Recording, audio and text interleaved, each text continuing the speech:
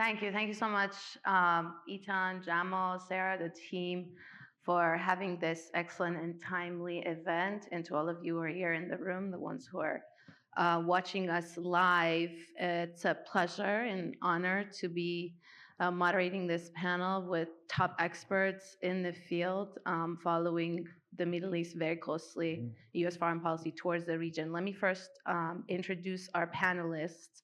To my left, Stephen Simon is a distinguished fellow at Dartmouth College and a research fellow at the Quincy Institute for Responsible Statecraft here in Washington. He previously served at the National Security Council as well as the State Department. And outside the government, Stephen was deputy director of the International Institute for Strategic Studies and a senior fellow at the Council on Foreign Relations. Next to Stephen is Lara Friedman, president of the Foundation for Middle East Peace, also here in Washington. Lara is a leading authority on the Middle East with a particular expertise on how Middle East-related issues play out in Congress and in U.S. domestic politics and legislation. Lara is a former U.S. Foreign Service officer with diplomatic postings in Jerusalem, Washington, Tunis, and Beirut. And to her left is Nader Hashemi. He's an associate professor of Middle East and Islamic politics at Georgetown University. He's also director of the Al-Walid Center for Muslim-Christian Understanding at the Walsh School of Foreign Service at Georgetown. Nader is also a popular guest on our Iran podcast. John Hoffman, last but not least, John Hoffman is a research fellow at the Cato Institute, also here in Washington, and an adjunct professor at George Mason University.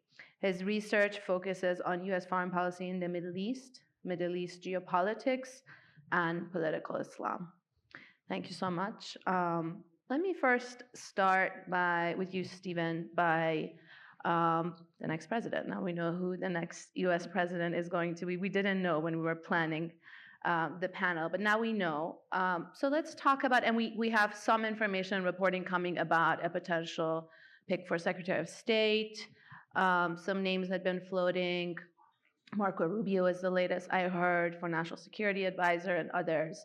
Talk about how you think U.S. foreign policy towards the region, the Middle East, is going to potentially shift under the next administration, considering what just happened in the campaign, Donald Trump running or presenting himself as a candidate for peace, and by contrast, in a way, pushing Kamala Harris or the Democrats into the box of war, which they've been overseeing for the past year? Well, those are easy questions, and I'm very good at predicting the future. Try. Look, in Trump's first term, he was pretty lucky because there was basically an absence of armed conflict. There were some, I thought, close calls, particularly with North Korea, at one point. And the administration's decision to assassinate Qasem Soleimani posed a risk of war with Iran that didn't eventuate because both sides really got lucky. But otherwise, he seemed very averse, to armed conflict. And a good example of which was his decision not to respond in coordination with or on behalf of Saudi Arabia when it was attacked by Iran, when the two Aramco installations were attacked in, I think, 2019. That was from a standpoint of U.S. policy going back many decades.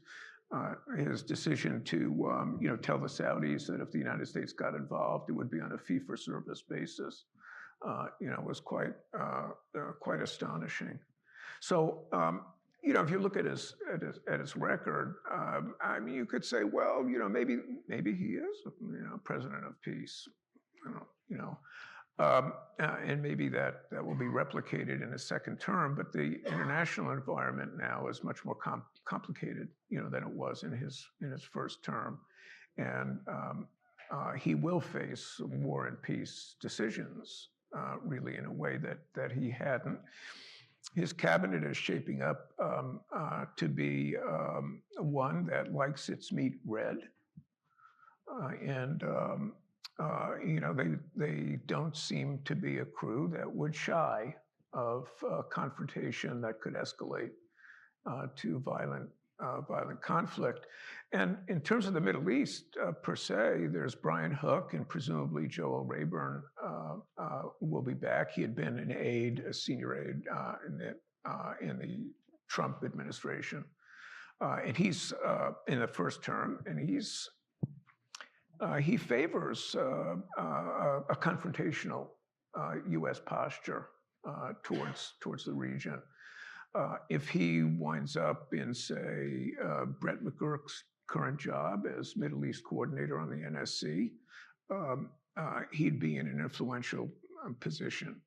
Okay, I mean, and the National Security Advisor himself is very orientated towards China, and that's important for the Middle East because it's the key factor in the administration's pursuit of a deal with Saudi Arabia, a security deal with Saudi Arabia.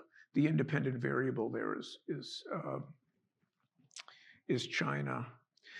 But look, let me just conclude with one observation, which is that it's about Trump.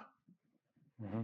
And in his first administration, there are two things that are necessary for coherent policy. One is staff stability. And in his first term, his staffing was extremely unstable. And we don't know if that will be replicated in the second term. And the second thing is a policy process. And in his first term, there was no policy process. That might change, under Wiltz and Trump 2.0, but who knows? But if those two factors don't change, then I think we can expect something less than coherent, internally coherent policy. Thank you. That was a great overview. Hopefully, we'll talk more about the different components. Lara, can we focus more on Israel-Palestine, which I know you follow very closely? First of all, what led to what just happened? As my colleague Matt just said, I think he framed it really well. The Democrats left the peace lane wide open, and Donald Trump just came into it in the election. And do you really think there's going to be shifts in U.S. policy towards the expanding war in Gaza, now in Lebanon, considering the people that are around him? Stephen is talking about the personnel. I think in a Trump administration, personnel is policy probably more than any other administration or operation. But how do you see sort of what just happened and where we're going starting January? Those are great questions. I think I'll start with the second part first and following up on what Stephen said. I think it's important to note, if you look back at the first term of the Trump administration, there's one area of foreign policy where there was great coherence and consistency and directness of purpose and accomplishment, and it was on anything related to Israel, including the Abraham Accords, which in some ways was their hallmark achievement of their foreign policy. That is, I agree, I think personnel is policy. I also think funders are policy. I think for folks, I said to people when Trump was elected the first time, you need to take the people around him at their word. You need to take him at his word when he talks about what his policy will be on Israel. I think it's important to pay attention this time, whether it is Marco Rubio as Secretary of State, or it is Jared Kushner, whatever role he'll play, or it's David Friedman, who's still in the mix, or any number of other people, or Elise Stefanik at the UN at the UN. Fundamentally, you're putting in place a group of players who, again, have a coherence of policy and purpose, which is no daylight with the farthest right in the Israeli government, support for Israeli expansion and annexation, which comes also from people like Miriam Edelson, who I believe was his largest donor, I mean, I think it is foolhardy to not take seriously that this will be a continuation and an expansion of the policy that we saw in the first Trump administration. Israelis are taking that seriously. That's why they wanted him back. That's why they celebrated his win, and that's why people like one of the ministers, I believe yesterday, said 2025 is sovereignty in Judea and Samaria year. That is the expectation. So as a starting point, and it isn't, I don't mean to say that people should be, myopically focused on Israel, but these policy choices shape the rest of the policy in the region. They shape the U.S. interaction on Iran. They shape the U.S. interaction on Saudi Arabia. I mean, the entire Abraham Accords was a transactional process aimed at marginalizing the Palestinians for the benefit of Israel and its relations in the region. This idea of an Israel-Sunni wall against Iran, all of that, the linchpin of that is the Israel-Palestine piece, and I think that's not going to change. So looking ahead. In terms of how the U.S. got here, how the Democrats did this, and there's going to be books written about this, I think fundamentally this is a question of the failures of the U.S. domestic political system, where we have parties that are essentially very, very sensitive. What do you call sensitive? That feel they're vulnerable on specific issues, immigration. There's a list of the hot button issues. Anything related to Israel is one of them. I actually was quoted in a New York Times piece about a month ago saying that from the perspective of Kamala's advisors, I think they probably told her you're damned if you do, damned if you don't. If you reach out, give an inch on support for Israel and caring about Palestinians, you will be accused of having betrayed Israel. And if you don't give an inch, your grassroots sees you as having betrayed them and their interests. And that led, by the way, to an entire op-ed in a Jewish paper calling me the face of the new anti-Semitism, because I said she was damned if she does, damned if she doesn't. But she clearly was. I mean, the sense that she couldn't give an inch, and yet Trump was able to actively go to the Arab American community, Muslim Americans, Palestinian, Lebanese Americans, and say, I will be different. And maybe he will be. I tend to think that the differences are not going to be about peace in the sense that any normal person means peace. I think when Mr. Trump and the people around Mr. Trump talk about peace, they're talking about their idea of peace through strength, which is, more sanctions, more threats, more military action. I think the idea of not being embroiled in foreign wars for them means boots on the ground. It doesn't apply to more weapons, more bombing, more engagement in other ways. I think it's about a boots on the ground question. And I suspect that will be the line where things will get complicated. If we actually get drawn into something where there's a boots on the ground challenge, I think that's going to be much harder for this president. But at this moment, and I say this as someone who really is focused on Israel and Palestinians, I look at the politics in the region, and when I think about things that might put a brake on the genocide in Gaza or the ongoing ethnic cleansing that we're seeing in Lebanon or the West Bank, I think those are going to be, to the extent that there's any pressure from these incoming folks, it's going to again be transactional. Like, if you agree to stop bombing the camp in Gaza, we'll let you annex the West Bank. It's going to be that kind of thing. It's going to be very, very painful and very transactional, and all of it is going to be geared to an agenda that is defined and almost explicitly by the Israeli right. Mm-hmm. Thank you. Nader, I want to ask you about Iran. The country just had snap presidential elections after the previous hardline presidents.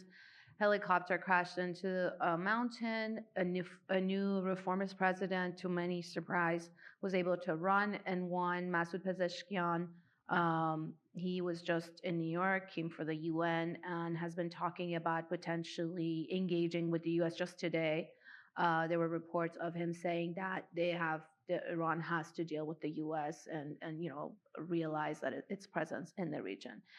And on this side, we see the new president-elect Donald Trump talks about, again, as he did in his first term, wanting a deal with Iran. He specifically said a few times that he's not interested in regime change and is going to pursue that deal. Do you think Trump's second term is going to be different from the first term, because he was after a deal, he couldn't get it, so he pulled out of the previous nuclear deal, the JCPOA. Then he imposed economic sanctions, started the campaign of maximum pressure, and then assassinated the top Iranian general Soleimani, brought the two countries essentially to the brink of war, which didn't start. But how is the second Trump term going to be different? We're also hearing from inside Iran that there is potential open mind in a potential engagement. But talk about that dynamic. First of all, let me just begin by saying I'm happy to be here at this NIAC conference. Given the past attacks on NIAC, I'm glad that you guys are still around and doing good work. With respect to your question, I don't think anyone really knows the answer to that question in terms of whether Trump's second term with respect to Iran will be any different. I don't even think Trump knows, and that's the whole reality about Trump. He's completely unpredictable. To the extent that the past is prologue, as they say, it's important to remember, and Steve pointed to this, I just want to highlight it, that on 3 occasions in Trump's first term, we almost went to war with Iran, the United States, that is. I was convinced after the Soleimani attack that we were headed to war if those Iranian missiles that hit the American bases in Iraq had killed any American soldiers. The pressure on Trump to respond would have been immense. And if you remember at the time, Trump explicitly said at that moment that he had identified 42 sites in Iran that he wanted to hit, including cultural sites. So this can easily reproduce itself.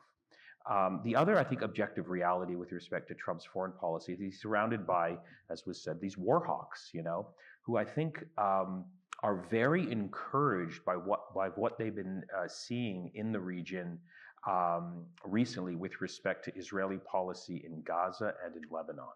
And of course, what they want is an elevated, an extension of that to go after what they believe is the key reason for Middle East instability, Iran. They want to take this to the next level and say this is a perfect opportunity with Israel crushing Hamas and Hezbollah and killing, Sinwar and Nasrallah. This is a perfect opportunity to rewrite the political landscape of the Middle East and go after Iran that is boxed in. That's very much their ambition. I think one of the ironies of this moment is that, ironically, the adult in the room is actually Donald Trump, who personally seems to be reluctant to go that next step. Reportedly, I don't know if this is true, but last time when it seemed like Trump was headed to war with Iran, or was thinking about it, it was Tucker Carlson, who apparently had his ear and talked him back because he's an isolationist and has that sort of, influence over Trump. But, who knows this time around if Trump is in a different mood. I think his decision to assassinate Soleimani was completely sort of random. He thought he would get sort of a boost, and it easily, produced a cycle where we could have been at war with Iran. It just, we got lucky that none of those American troops were killed, but many of them were severely injured. So this scenario can easily happen again. In terms of negotiations, I have zero optimism that there's going to be a path toward negotiation, despite what Pezeshkian and some people in Iran, I think, personally want, because it takes 2 to tango. And on the American front, while Trump may talk about his desire for some sort of road to diplomacy or deal with Iran, which I think personally he would very much like because it would elevate his personal stature. All of his close advisors, and I mean these people like Rubio and Stefanik and his foreign policy team, these are all extreme war hawks, right? In many ways, some of them to the right of Netanyahu, who don't believe in diplomacy. So the question would be is how do you even get to Trump's ear to propose an option? And then on the Iran side, it's important to realize whatever Pezeshkian and some reformist voices might be saying, foreign policy in Iran is fundamentally determined by the supreme leader, and ideologically, the supreme leader and the need for having coherency among the hardline camp in Iran is predicated on a deep antagonism with the United States. I don't see that changing anytime soon, where there's going to be an attempt to establish some sort of backroom channel with support from the supreme leader to reach out to the Trump administration and say, can we strike a deal? So there's blockage and obstacles on the Iran side, and as I just said, there's huge obstacles on the American side. I think the best case scenario is if after 4 years there is not a shooting war with Iran. I think that we can consider ourselves lucky. So the status quo, basically. The status quo, yeah. John, I want to ask you about this piece that you recently wrote saying that Israel is a strategic liability for the United States. You noted that the special relationship between the two countries actually does not benefit the United States and is endangering U.S. interests across the globe. Why do you think that is the case, sort of tying in the conversations we're having? And what would a real prioritization of American interests look like in the region? Well, first, just to start, thank you to NIAC for hosting this very important event.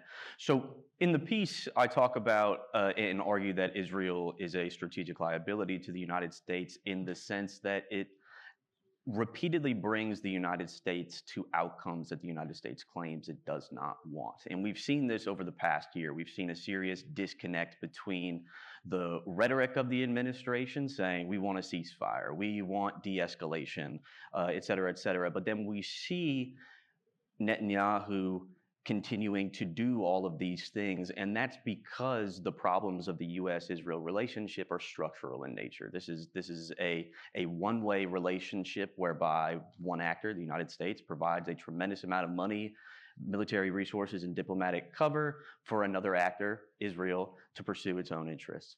And what I try to highlight in the piece is that American and Israeli interests do not always overlap. And a lot of times, Israel undermines U.S. Strategic interests. J.D. Vance, of all people, a couple weeks ago said this. He said American and Israeli interests don't always align. And in specific reference to war with Iran, he said America does not have interest in war with Iran.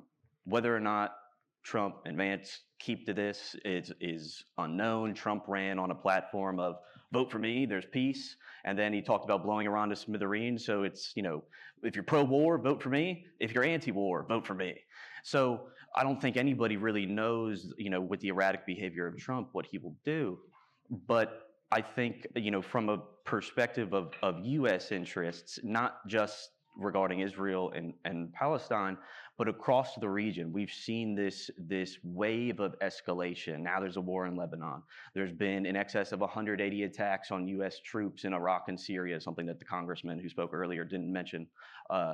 There's been 5 U.S. deaths, 3 at the base in Al-Tanf in Jordan, 2 off the coast of Yemen trying to intercept weapons being sent from Iran to the Houthis. There's an open-ended, congressionally unauthorized military campaign against the Houthis in Yemen. So we are already waist deep in the region. So when I say that these countries in the Middle East are liabilities for the United States, I think we've seen that in the past year. And I think something key to note is Trump doesn't take office until January 20th. It's November 12th, I think. A lot can change on the ground, especially during this lame duck presidency, and as Netanyahu essentially has the escalation initiative. Thank you. Stephen, back to you. If we look back at the past 4 years, and you've been on the inside of the government, 4 years ago, candidate Biden made a lot of promises as far as U.S. foreign policy in the Middle East, that he would revive a nuclear deal with Iran. He had criticized Donald Trump's pullout of the nuclear deal, the maximum pressure campaign, the assassination of Soleimani. Many Democrats did. That he would make Saudi Arabia a pariah, that his administration would prioritize diplomacy and human rights. But what we saw in the 4 years of the administration was really not that much different from sort of a continuation of the Trump Middle East policy. They championed the Abraham Accords. The Israeli-Palestinian issue was pushed to the side. Nuclear deal was not revived with Iran, and we really don't see diplomacy and human rights being prioritized in the Middle East. Why do you think that happened? And add to that sort of the talking point that we keep hearing from the administration, that they don't have much leverage over Netanyahu. There were some private angry calls where the president yelled at him and called him names. But beyond that, there isn't much the U.S. can do to change the course of the war, which I think now is the centerpiece of that Middle East policy. Yeah, so I don't have any inside knowledge of Biden's thinking during that period, but I think we have to bear in mind that the White House is thinking in global terms. So when the administration appears to do a volte-face, just a complete about face on Saudi Arabia, I think you have to think in terms of first an interest that had evolved in the first 2 years of the Biden administration in peeling the Saudis off from the Russians and OPEC Plus, because the Saudis were sort of running pricing policies within OPEC Plus. These were greatly benefiting Russia and Russia's ability to finance its war with Ukraine. So the United States really wanted to, Biden really wanted to put a stop to that, and cozying up to Mohammed bin Salman was, in the administration's view, I gather, a reasonable path to take. And at the same time, tensions with China were snowballing. They're getting considerably worse. You had military leaders in the United States openly talking about the likelihood within the next year or two of war with China. That put a premium on denying China basing in the Persian Gulf and access to oil, which it would really need quite a lot if it were fighting, especially a protracted war with the United States that might start over Taiwan or something like that. The U.S. allocates a fair amount of naval power to closing off the straits that link the Indian Ocean to Pacific to Chinese shipping in the event of a war. But it also has to allocate a fair amount of naval power to Taiwan itself and the strait between Taiwan and China. So this reinforced, the administration's perceived interest in really trying to get things going in the right direction from its perspective with Saudi Arabia, and also with the United Arab Emirates. And I was in the region, before that transition in policy and then after it, and the difference was just quite astonishing in Riyadh and Abu Dhabi. It was really, it was pretty interesting to watch. And the administration at that point in their talking points had retrojected that change in policy to the very beginning of the administration, as though Biden had never said in the campaign that the Saudis would be treated as that Saudi Arabia would be treated as a pariah. And instead, their talking points were, well, we've always, wanted to get close to Saudi Arabia, and that's so. Anyway, I think in just evaluating the administration's positions on, say, the Abraham Accord and building on those agreements, one has to take into account the global features of the administration's thinking. The hip bone is connected to the leg bone, so it might not. We might think, well, the Saudis are not people we really want to have dinner with, but on the other hand, we have important things we need to do that require sitting down and breaking bread with them.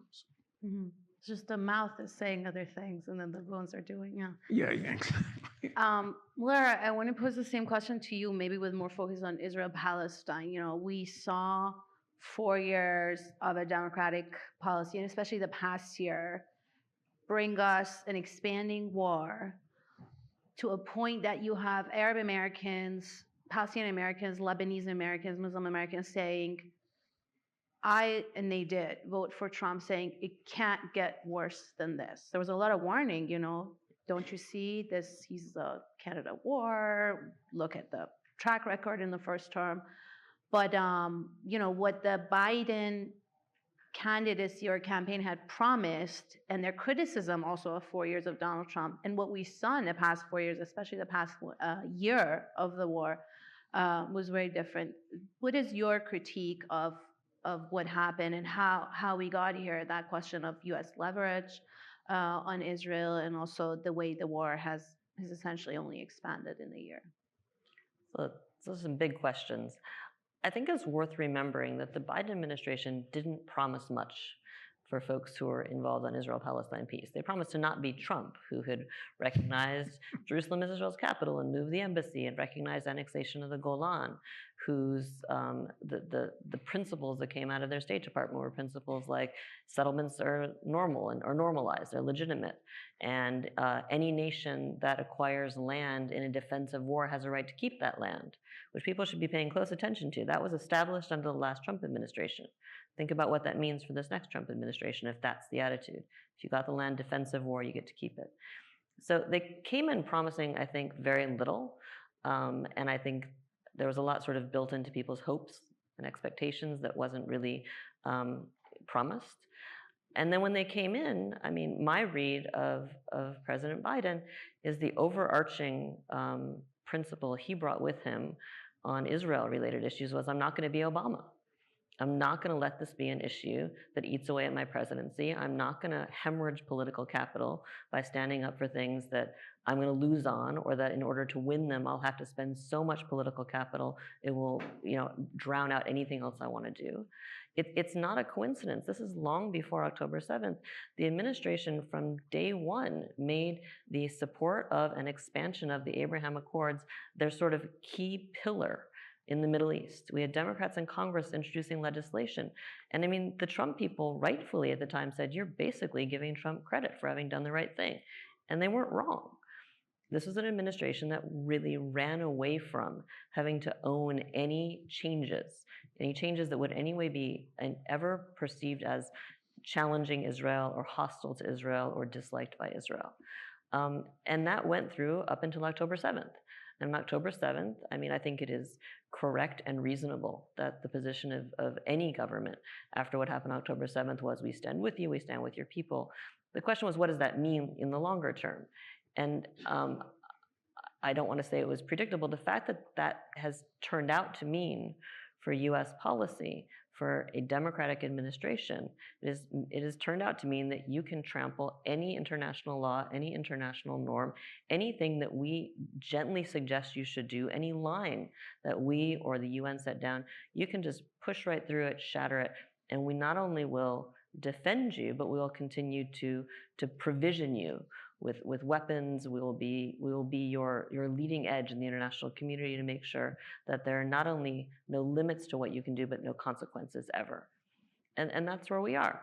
How a Democratic Party is able or thinks it's able to sell that to a base that does care about human rights, about international law. And what we saw in this election, and people polled this and knew it in advance, it's not just Arab Americans, it's not just Palestinian Americans or Lebanese Americans or Muslim Americans, it's particularly young Americans, it's a cross-section that says, wait a minute, we don't stand with this, we're not happy that our taxpayer funding is going to this.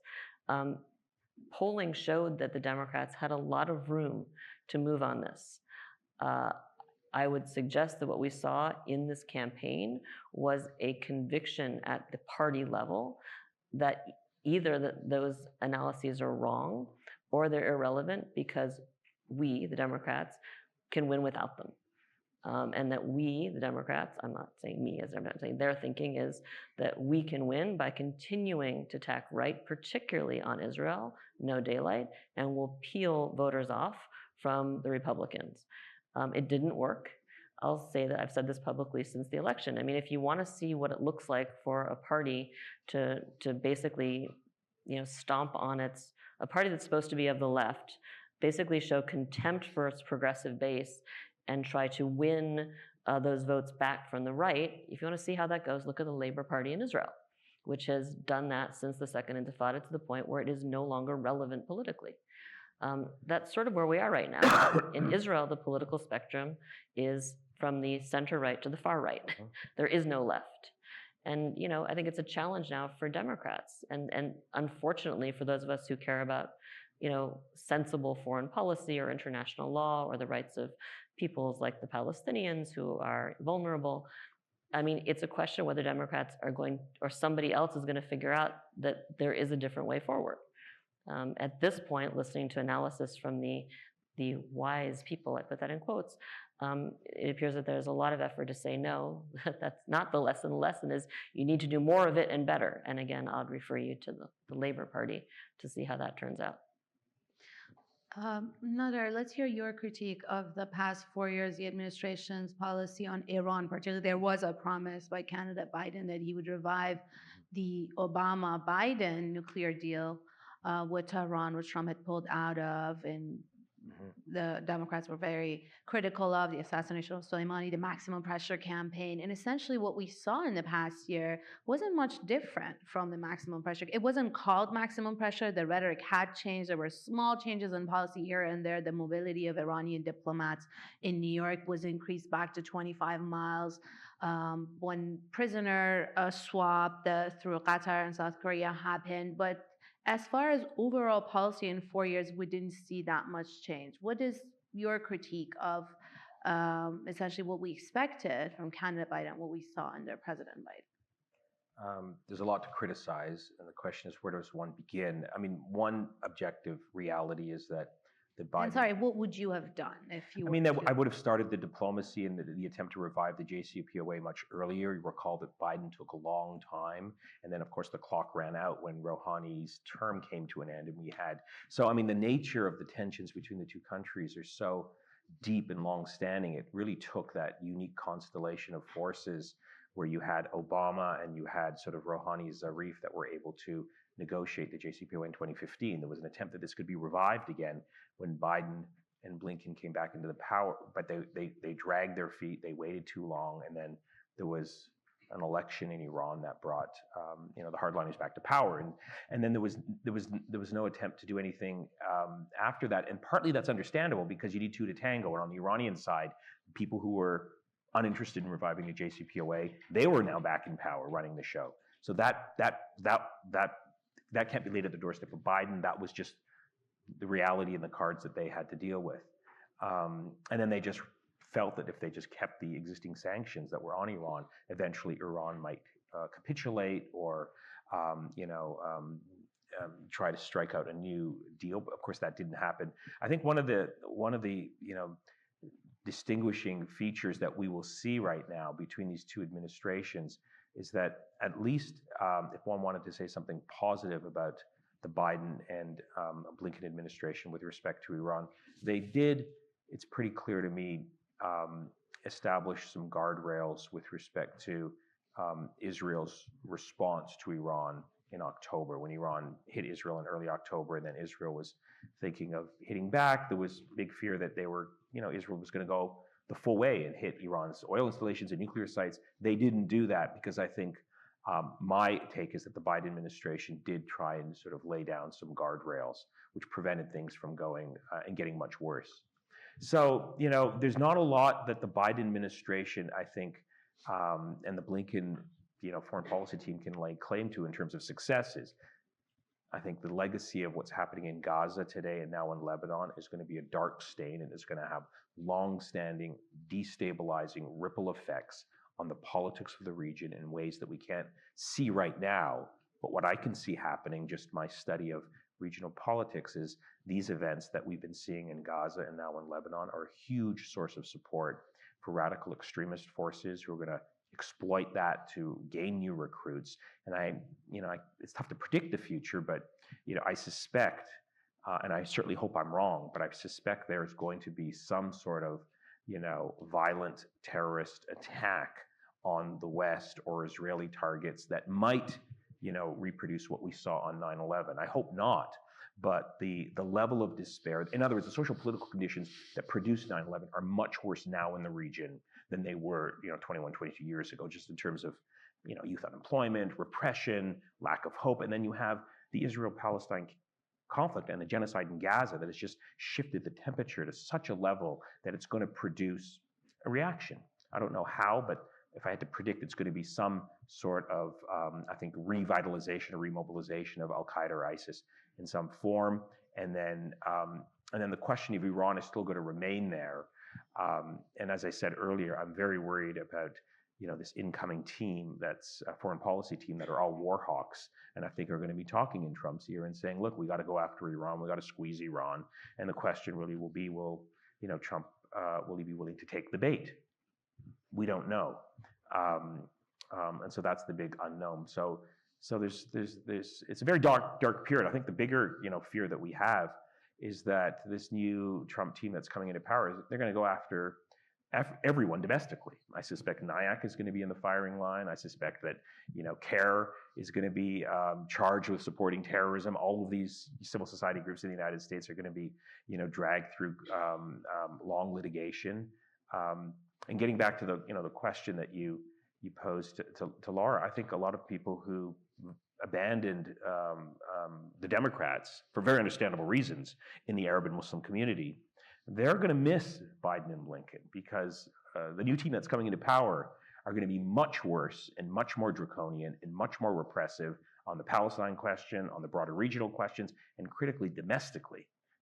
There's this sense that I hope I'm wrong, but they're going to start to go after people and make these wild allegations that you guys are all sort of supporting and financing terrorism in various ways, and so you need to be shut down. So the picture is very bleak and very dark, and it's I always try to say something positive and optimistic, but it's difficult to come up with anything positive and optimistic. I think we're best served by just being as bold and as honest as possible about how dark the current picture is and how it's going to get much darker. So I think we have to be prepared for the storms that are coming our way.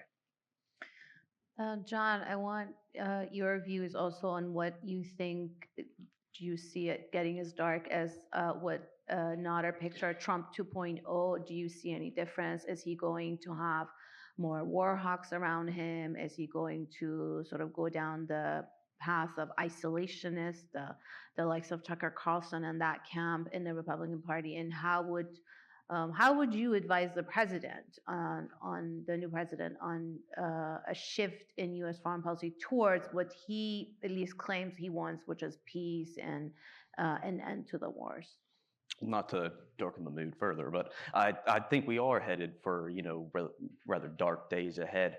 If I had to go to the second part of your question first, if I had the ear of the president, which I don't, but if I did, I would say that the United States right now is facing, just put all of the atrocities that the United States has supported over decades in the Middle East aside. The United States right now is $36 trillion in debt, running almost $2 trillion a year deficits. We're incredibly politically fractured here at home. Don't really know what's going to happen domestically. We're still waist deep trying to fund Ukraine's efforts against Russia. We're trying to deter China in the Indo-Pacific. This is a recipe for overextension and risks plummeting the United States towards economic crisis, domestic political crisis. So I would say, one, prioritize and enabling what Israel's doing, funding dictators throughout the Middle East ranks pretty low on the prioritization list. But whether or not Trump will actually do that, the problems of U.S. Middle East policy are structural. They extend beyond any one political party or one person. U.S. Middle East policy for 8 decades has been rooted in really 2 pillars, and I sing this tune all the time. The first pillar, unconditional support for Israel. Second pillar, support for select Arab autocrats rooted in this myth of authoritarian stability, the idea that these select individuals are the best guarantors of U.S. interests.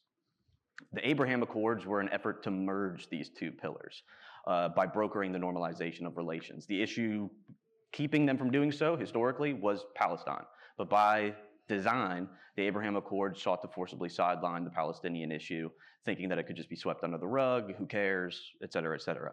We see over the past year, that's not sustainable. So what my fear is in a Trump 2.0 is that he picks up exactly where Biden left off, specifically with Saudi-Israel normalization, which is, in my view, namely the concessions that the United States is willing to provide. I'm sure many of you are familiar in normalizing relations with Israel. The United States has offered Saudi Arabia a formal security guarantee, the largest concession the United States can grant a foreign nation, and cooperation on a civilian nuclear program. So what this does is it just reinforces an American commitment to the underlying sources of instability in the region, this artificial order that's upheld via these patron-client relationships and security guarantees from the world's preeminent superpower. So my fear is that Trump goes full force forward with this Saudi-Israel normalization, packaging it as a way to stop what's happening in Gaza, preserve a two-state solution, balance against Iran, counter China, cure hunger. Like, they're going to throw everything in there. That is my greatest fear, and that comes with concessions that are just detrimental to American interests, not to mention Middle East stability and the actual fortunes of the people of the region. Let me pose the same question to the three of you. If you had the ear of the next president, I don't know if any of you do, but John made it clear he doesn't. If you had the ear of the president or the next administration, whoever they are, how would you advise them, at least on Iran, to get to the point of what they claim they want? You know, peace, a better deal, et cetera, et cetera. Well, Steve might have the ear of some people in high office. I have zero contact, and I prefer to keep it that way. But hypothetically speaking, they may be listening. So I would say that, look, I think it's if I had the ear of Trump, because his advisors are not interested in what I'm about to say, given their ideological orientation, I would say, look, it's in the United States' interest, and it's in your interest, President Trump, who you care about your ego and distinguishing yourself from other presidents, is to try and strike your own deal with Iran that's better than the one that Obama did. I'm sure the Iranians would be interested in lifting sanctions, putting severe restrictions on their nuclear program, perhaps compromising over their support for the axis of resistance. This is an opportunity for Trump to sort of come out as this, great statesman who went above and beyond what Obama did by striking their own private deal with Iran. I mean, that's what I would say to Trump and whoever he listens to on the question with Iran. But I don't anticipate me being in that position to have that opportunity. But I think those are the arguments I would advance. Mm-hmm. Lara, what about you? What would be your policy recommendation to get to Middle East peace, especially on Israel-Palestine, for the next administration? So I'm going to say I find it difficult to even entertain the question because I'm a foreign policy analyst. I'm used to actually giving arguments based on foreign policy, pragmatic answers. And I think in dealing with President Trump, and I said this to a European diplomat right after he was elected the first time, the only way you're going to get anywhere with him is appealing to his ego. Mm-hmm. I mean, you effectively have here someone who sees himself as king, dictator. He's I think mercurial and megalomaniacal and all of that. It's difficult asking a panel of foreign policy experts how to frame, I think, pragmatic foreign policy answers when it's like, this is going to be better for you and make you feel better and you can hold the prize. And I don't think there is any path to peace available in the Middle East right now. I think that we're dealing with right now a moment where the ground has been sown with salt. I fear that, as much as, we can say that the Palestinian issue, you can't sideline it, it's gone away.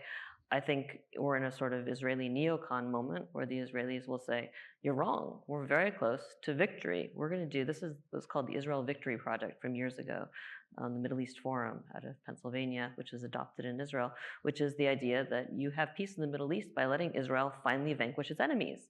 And from the ashes of that win, you build a new Middle East, which is peaceful, based on strength. I think after the past year plus, the people who have that sort of worldview are saying we're finally getting a chance to prove that it's true, and there's nothing you can tell us that will change that view. If there are limits on what Mr. Trump will permit Israel to do, they're going to be defined by his own ego and by what he thinks is best for him. I think boots on the ground is going to be the line. I don't think there's really anything else. And to the extent you say you're going to win the Nobel Peace Prize, I don't see there's any path that he would take that would take him to an agreement with Iran, unless it's a path that somehow violates everything people think when they mean a peace agreement with Iran or an agreement with Iran. So I don't have a good answer for you. I will say that during the first Trump administration, I had people come and visit me in my office from the White House, and they said, this is an opportunity. There's people in the White House who want to do something that is constructive for the Palestinians to show that there's really seriousness. You need to give us ideas of things that can be done that are constructive, but that won't upset Israel. And I said, if that's the framework, you're looking for things you can do that'll be constructive and serious but won't upset Israel, that you're basically giving me a trick question because there isn't an answer. There's nothing that can answer both of those requirements. And then you're going to blame me for not having good ideas. Mm-hmm. Well, I won't blame you. But Stephen, before I go to audience questions, what would be your policy recommendation to, I mean, regardless of who the president is or the administration, but to change course in the Middle East, also considering all of those global events that you talk about, Ukraine, China, Russia, to have sort of more of a de-escalation, less war, and a path at least towards peace? I guess I would say something like, war with Iran isn't really going to help you. That is, you, Donald Trump personally. There's nothing for you in such a war. Now's a good time to strike a bargain. You want to, do a deal. Well, as Lara was saying to you the other day, the Israelis have really, vanquished their enemies or come close to it. And now's the time to exploit Israel's victory. And you can do it by driving an especially favorable bargain with Iran. And then you just take that off the table. You get the Nobel Peace Prize and everything's fine. And of course, you go ahead with that thing with the Saudis because you're going to look great if you do that. You will have surpassed your own fabulous achievement in the form of the Abraham Accords. I don't think this is going to happen. That's what I would be thinking as I entered the Oval Office. So, you need to make some concession to reality. And with the Republican majority in the Senate, and the widening, as Representative Massey, pointed to, the widening of the bipartisan pro-Israel coalition on the Hill, I don't have any serious doubt that a treaty arrangement with the Saudis would pass if it were sent up under the Case Act, to the Senate. I think it would work. And what they're thinking of now is something along, I would say, you're just thinking along the lines of the Japan or the Korea treaties from the 1950s. I think, that'll work fine. But all this is gonna it could blow up in your face, as Nader told you the day before you spoke to Lara. So you really need to get the Saudis to push for the pathway to some sort of arrangement for political independence for the Palestinians. I know, Mr. President, that's not where your head's at. You're with Jared and an economic peace and all that. And Jared did great work. I think the Saudis should have paid him $4 billion for that instead of that paltry $2 billion. But there's room there, for a little, So I'd say you got to push a little on the Palestinian side. That would be the best pitch I could make realistically. Okay, thank you. Let's see if there are audience questions. Yes.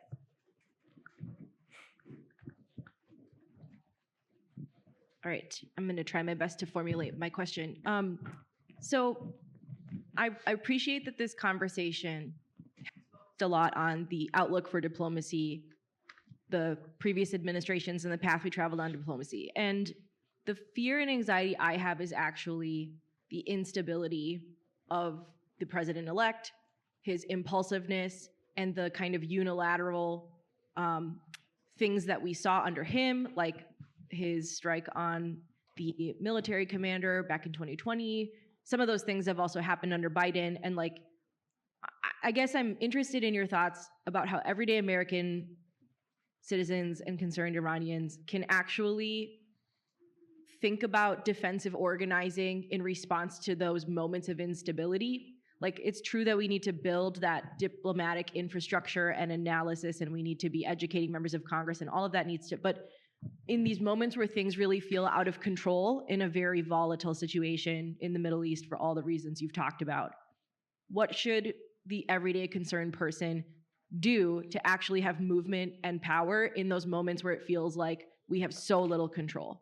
And I hope that question makes sense, but that's what I'm thinking about. I feel like we could all sit here and talk all day about different deals and things like that on the table, and that's critical. And the entire point of this panel is that diplomacy is not a dirty word. I am actually really concerned about Donald Trump administration's ability to have any type of coherent conversation in this space at all, and I'm much more concerned about impulsivity spurring a war. So I'm curious your thoughts on that, and frankly open for thought from anybody here, but that is what I'm anxious about for the next 4 years. Mm-hmm. Thank you, Mitra. And let me tie how sometimes foreign policy does impact domestic, all the time, but you mentioned the assassination of Qasem Soleimani in 2022. Immediately following it, we saw these border stoppings of Iranian students who were coming to the U.S. with visas, sometimes even U.S. citizens who were doing regular border crossings into Canada, and just horrifying stories of essentially how a foreign policy decision immediately had impact on the civil rights of certain minority groups in the country. But whoever wants to take that question, or maybe all of you. I'll just pick up on something Nader said. And this is not going to make you feel any better. I think that we need to recognize that we are in a moment. I've been using terms like new McCarthyism and Red Scare for months now. I think people need to recognize what's going on. I think this is a moment to be, eyes wide open at the challenge, whether it's for organizing or for activism or for NGOs or for academia. I've been tracking for a while the growing conflation in the language, particularly of members of Congress, when they have now conflated anti-Israel with anti-American. So those have become one and the same in much of the language, which really does feel red scary. So I think that this is a time. I think, going back to your earlier question about what to tell Mr. Trump, I do agree that there's a lot of it, that we saw a lot of impulsivity, a lot of impulsiveness in the man. And I do wonder if there isn't some utility in always engaging, because he is someone who cares. He's an ego. He cares what people are saying about him. He cares what influencers are saying about him. And I think he is someone who the people around him are constantly being reevaluated for whether they're good for him.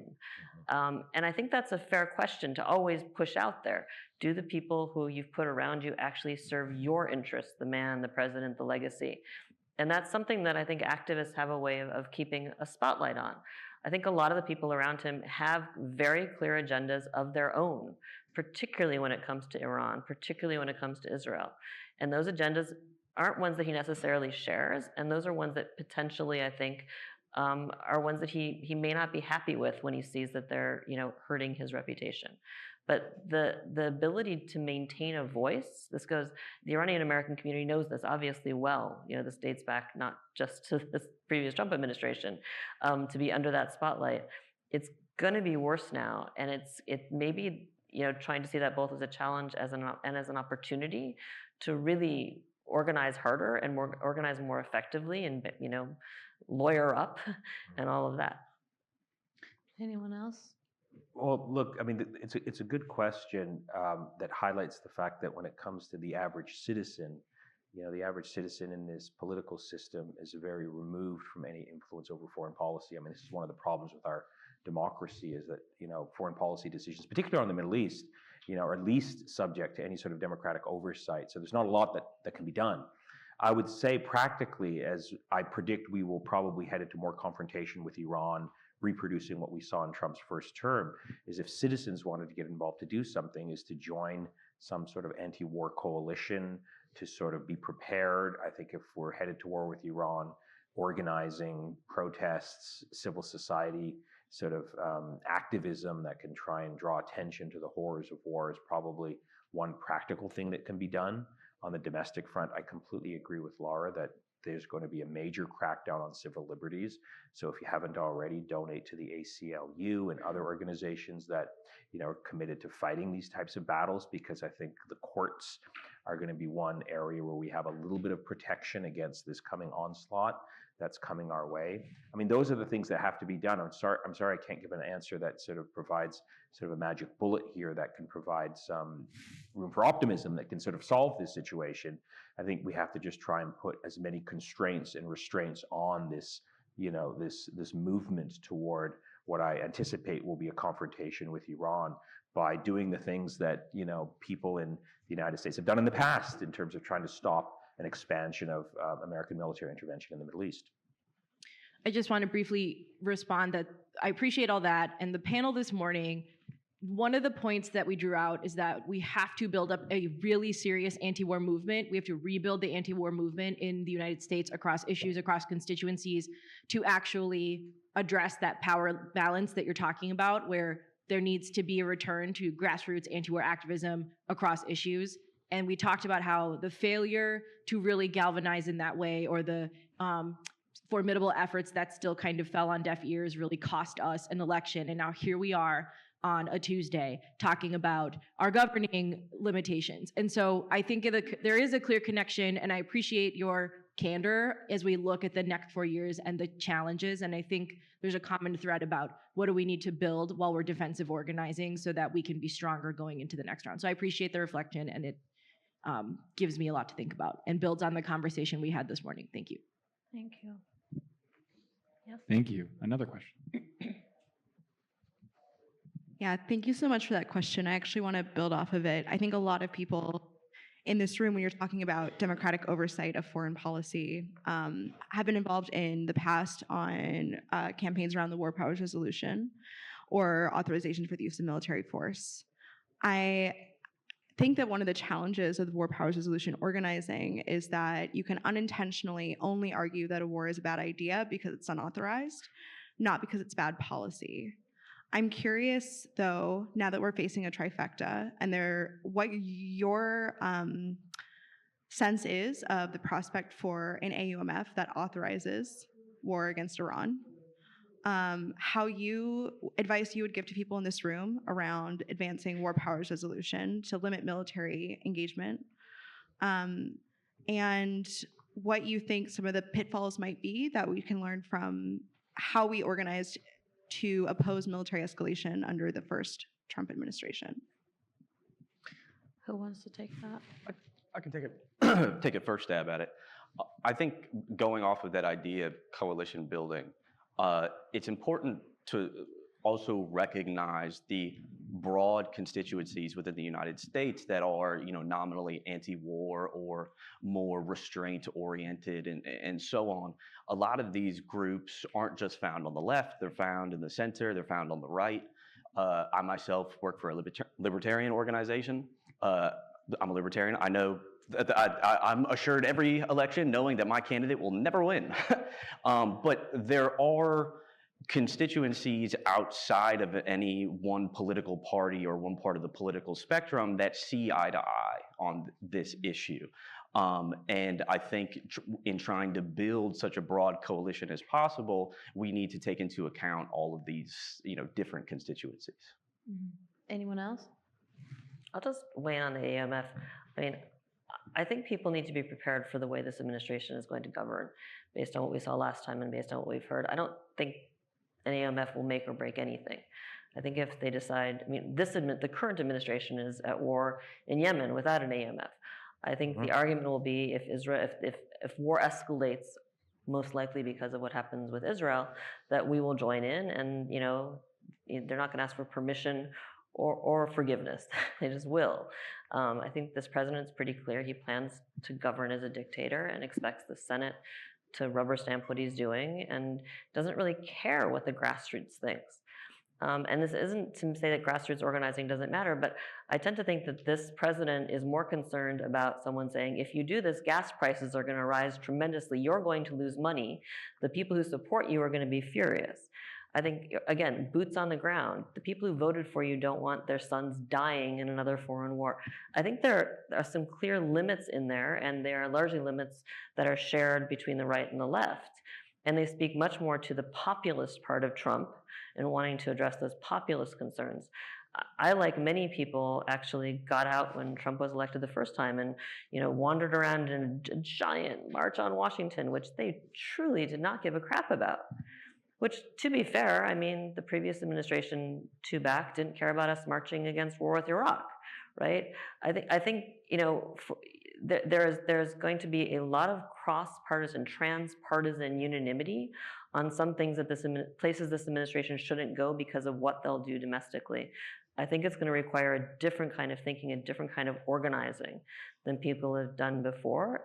And I think that same different kind of thinking and organizing is going to have to shape the next election if people want something different in the next election.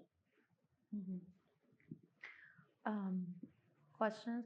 We're also, I don't know if we can take questions from the online audience. There is a large audience also watching us online, if there's any way. Okay. For Nader, I'm wondering your thoughts on scenarios inside of Iran. I think when we hear Donald Trump say things like, he only needed one more week and Iran was on the ropes and ready to make a deal. He handed the Biden administration a country ready to make the deal.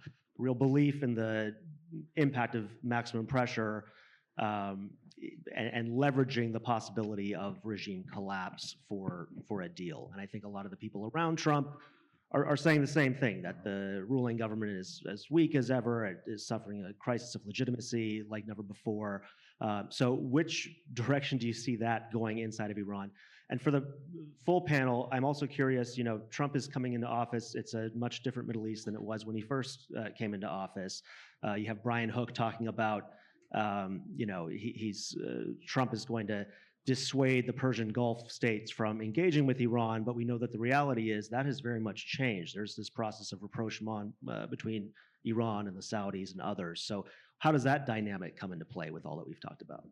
Yeah, those are good questions. I mean, I think within Iran, not much has changed. I think what Trump is going to be hearing from his advisors is, look, this is a regime that's on its last life. If you just push it, it's going to collapse. All of these things that we've heard for many years from, the pro-war hawk community here. But objectively speaking, I don't see that being the case. I think it's pretty clear that the regime still has a lot of muscle.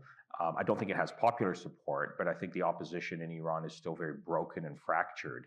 And I think more war or pressure on Iran is simply going to embolden hardliners. So I don't think that is going to change anytime soon. Now, of course, the one big question here is what happens inside Iran if during the next Trump presidency, the supreme leader passes away. That'll be a moment of crisis for the Islamic Republic. We don't know how that's going to play out. So that might create a unique scenario in this whole equation. You are very right, though, in pointing about the changing regional dynamic in this rapprochement between Saudi Arabia and Iran. And I think this is where the war in Gaza plays into this situation. Not too long ago, MBS said that, look, I don't really care about the Palestinians, but the problem is that 99% of my population does. It's going to be very difficult for MBS to move forward with normalization with Israel and embrace the Abraham Accords against the backdrop of a genocide in Gaza. It'll be suicidal for his regime. I mean, I think what MBS said just the other day at this summit, where he called what's happening in Gaza a genocide, is sort of a new factor in the equation where I think the Saudis and the Emiratis, last time around when Trump was in power during the first term, they were the ones that were all encouraging Trump to go after Iran. Recall when MBS came here on his first trip in 2018, he was saying things like, look, the problem with Iran is that, the supreme leader is worse than Hitler, because Hitler just wanted to conquer Europe and the supreme leader allegedly wanted to conquer the whole world. And so they were very much, I think, reinforcing this narrative that Trump had to play hardball. That's changed now, because I think the regional dynamic with respect to what's happening in Gaza and Lebanon has constrained these Arab dictators domestically. They realize that any further attack on another Muslim country in the region is not going to play well domestically for these Arab dictators. So they're not going to this time around. The other factor is I think the Saudis realize that, look, they want to build this, 2030 vision. They want to expand their economic base. More regional destabilization and attacking Iran is not in their interest. So those are new developments that I think will, that are in play this time around in the second Trump term that weren't in play last time when these same Arab dictators were very much in favor of, the United States attacking Iran. So that's how I see it. Mm-hmm. I don't see that side of Questions? yes. Thank you all. This is a really wonderful panel. I am curious to your point about strategic liability of Israel and Netanyahu in particular, and to your point about Trump being very megalomaniacal. Whether or not you think that there is also a risk that, we've seen over the last year or so, that there are a lot of places where Netanyahu has fallen out of lockstep with American policy. To your point, he's sort of drawn America to the brink of things that it doesn't necessarily want.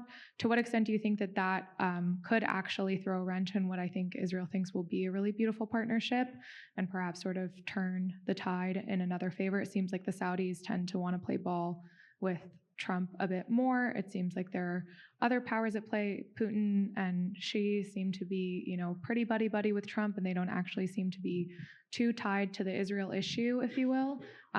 What do you think that sort of those foreign alliances at play would mean for the Trump presidency going forward? I know that his cabinet is looking very hawkish, but to your point about Trump's ego, I do think that the buck stops with him. If that lockstep were to fall out of place, where do you see that sort of happening potentially, and what do you think the ramifications of that would be? We're short on time. How many more questions? Maybe we can take a round and then come back to the speakers. One here. I think there was one in this room. Anyone on this side?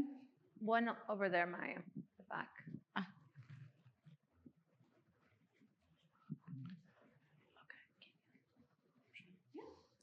What advice do you imagine, I should say, Putin is giving Trump regarding Iran?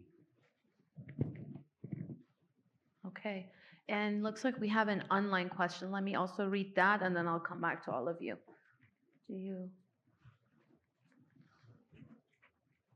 Israel is incredibly unstable internally with weekly protests. What do panelists see coming with regards to that? 3 questions. Could I just answer very quickly the first question that was posed?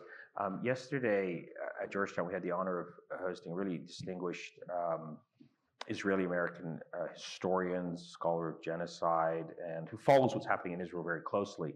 And he was saying that while Netanyahu and his political allies in Israel are very excited about Trump's victory in this election, at the same time, they're also very scared about it because of what you just said. There's a certain element of unpredictability. You don't know if you offend Trump in the wrong way, what the implication might be. And so I hadn't thought about that, but I think that is objectively the case. I don't think that much will come of it because, again, looking back on the first term, Trump and his administration first time around was very pro-Israel on all of these measures with respect to Palestine, pressuring Iran, et cetera. I suspect that to reproduce itself. But again, there is that one element there that Trump is very much driven by his ego, and if he perceives that Netanyahu has crossed him, there might be some, pushback. But I suspect if there is a pushback, it's going to be very limited, and it's not going to be what some people are hoping, that he's going to try and, really go hard against Israel and quarantine them and punish them and pressure them in any significant way that could, change things for the better. Anyone else? The other question? Yeah, just to go off what Nader said, I think, anybody who tells you what Trump is going to do is trying to sell you a bill of goods, because I don't think Trump knows what he's going to do. And I think, as was mentioned in the first panel, personnel really is policy here. So as you start to see him surround himself with people like Rubio or Stefanik or Waltz, or I saw Lindsey Graham floated as Secretary of Defense. I guess George Bush was busy. So, you should see that there's been a reluctance in Washington on both sides of the aisle to buck the broad strokes of U.S. Middle East policy. So I'm skeptical because for Trump to do so would be going against decades of policy inertia. So just by default, he would, even if he wanted to, would face such a challenge. And then there's the question of, well, does he want to? And when he was in office last time, he gave, Israel essentially everything that it wanted. So I think you just need to, viewed in that context, it's a tremendously uphill battle. I'll just add to that. In the Biden administration, people have talked about the tail wagging the dog. We've heard that language. I think the difference that we're going to see right from the get-go is that this tail is not going to be wagging the Trump administration. But the Trump administration and the tail seem to be, I'm sorry to belabor this metaphor, they seem to be pretty well aligned based on the last administration and based on the personnel and the donors going into this new administration. So, I mean, to the extent that we had the farce of the Biden administration over the past year or so saying, oh, we didn't know Israel was going to do that, or Israel has violated this line we set. I don't think you're going to see a lot of surprises. I don't think the Trump administration is going to tolerate being surprised. But Israel doesn't need to surprise them with fait accomplis. They already agree on what they're going to do. I don't think you're going to see Israel violating red lines set down by the Trump administration, because I don't think they're going to be setting down red lines. I think there are going to be there's going to be more transactional work. There's noise about the Trump administration wanting to engage to end what's happening in Gaza.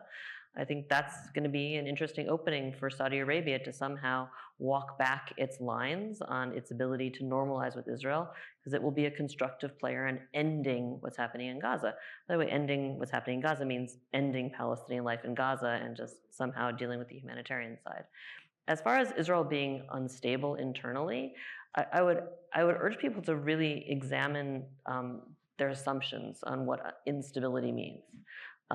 We have been hearing that we are the end of the Bibi era.